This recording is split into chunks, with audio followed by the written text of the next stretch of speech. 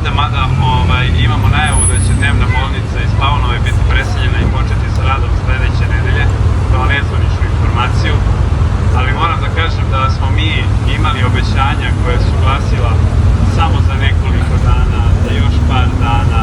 evo upravo krećemo, tako da dok ta dnevna bolnica ne počne da radi na novoj adresi, ja moram da kažem da mi zaista ne možemo da poverujemo da će to zaista i biti tog dana kada kažem. Poslednje obećanje se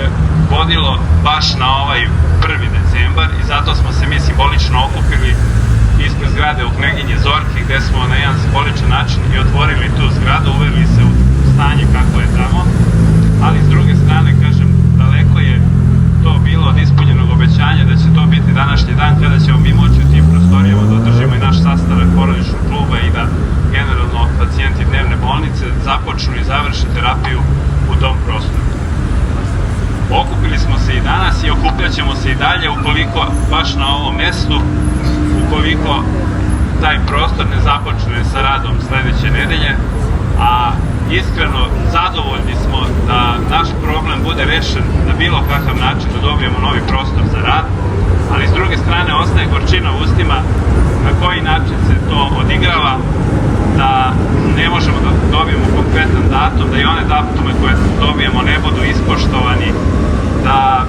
imamo vrlo lošu komunikaciju i sa ministarstvom i sa